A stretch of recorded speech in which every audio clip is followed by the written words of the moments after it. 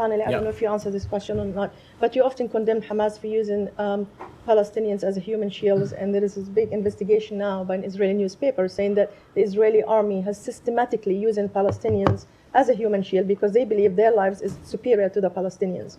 So do you condemn the Israelis for using Palestinians for the same purpose that you condemn Hamas? So your colleague Saeed raised this issue before you walked in, and I will just echo that these reports are incredibly disturbing, and we urge Israel to immediately and transparently look into these allegations and hold any perpetrators accountable. But I also just want to stress, as I did with Saeed, that these are just reports at this point, and so what we would call on is for Israel to look into this and ascertain what's actually going on. So what's make these reports and Hamas using Palestinians as human shields as fact on the ground? You're not there and you don't really verify. Nadia, we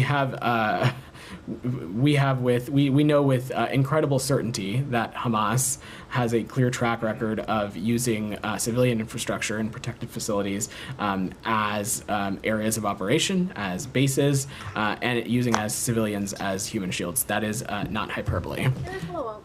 Sure. On this, Hamas using civilians as human shields. 2 weeks ago, I asked you about a photo of Israeli soldiers posing in front of the Turkish-Palestinian Friendship Hospital, and there were also reports that the IDF was using this hospital as their military base. I asked you about this, and you responded by saying that you asked Israel for further information. Did they get back to you? Do you have any updates on that? I don't have any specifics to offer as it relates to that at this time, but I will just echo what I said then, in that any kind of violent or kinetic activity so close to a hospital we certainly would take issue with. But Hamas, of course, does have a track record of using civilian infrastructure, including hospitals, as bases of operations. As it relates to what is happening in that picture or the specifics around that operation, I will let our partners in Israel speak to. Can I just follow up on some of that? Yeah. In the absence of this ceasefire for hostage release agreement, can you give us an update on what you think the achievements of Israel's military campaign in Gaza are?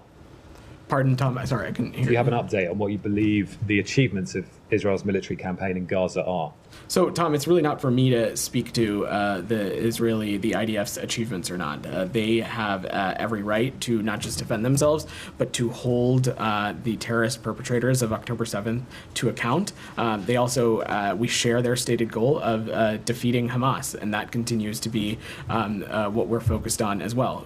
In part of when we talk about the future of the region, when we talk about what we want to see for the region and the diplomacy that we hope a ceasefire can unlock, we talk about ensuring that the Gaza Strip can no longer be a springboard of terrorism on the Israeli people. And part of that includes the defeat of Hamas. And that is a line of effort we, of course, support. I mean, I asked the question because it was the 29th of May that the Secretary said it was appropriate to ask how incremental gains against Hamas stacked up against what he described as the unintended but horrific consequences of military action when you're going against people who are embedded with civilians.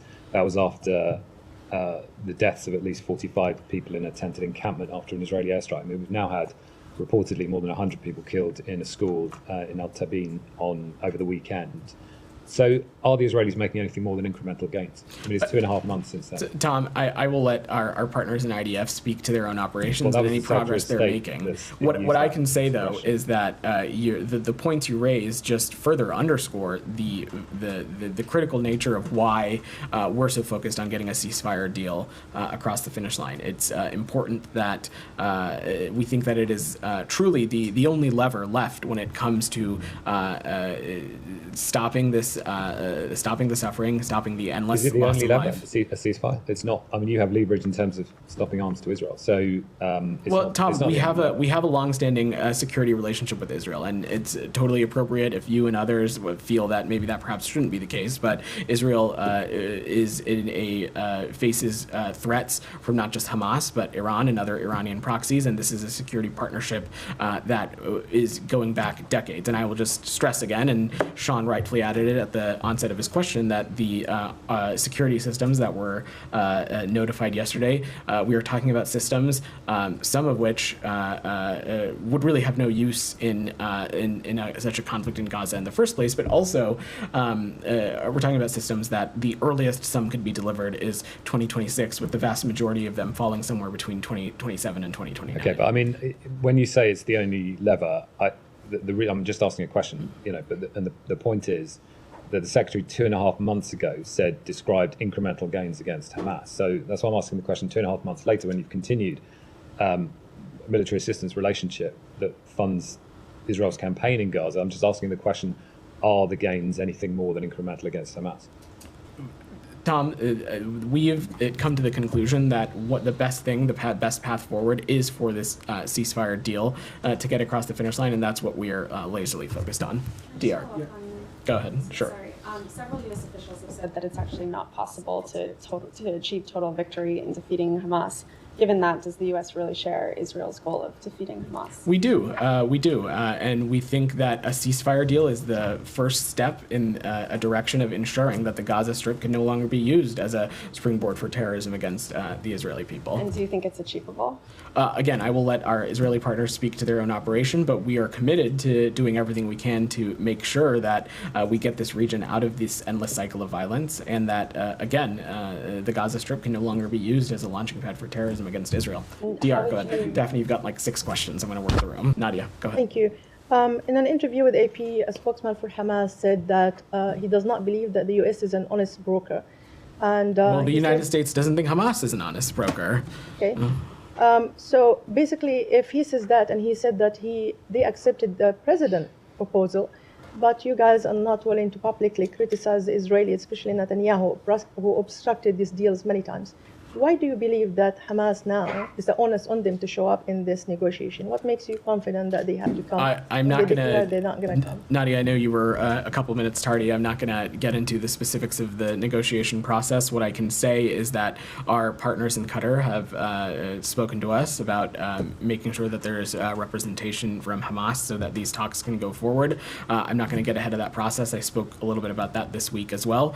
More importantly, though, what is vital here and what no one should lose sight of, whether it's Israel, whether it's Hamas, whether it's any entity, is that this deal is so vitally important for the region and its future. When we are talking about the release of the remaining hostages, including American citizens, we're talking about doing whatever is possible to get an influx of additional humanitarian aid, but also creating the diplomatic conditions to have serious conversations about the future of the region and getting us out of these endless cycles of violence. Okay, considering that you have seen so many U.S. diplomats in the region, including Brett McCarthy in Cairo and Hochstein in Beirut and William Burns in Doha, and there was talk about the secretary adding into the Strip.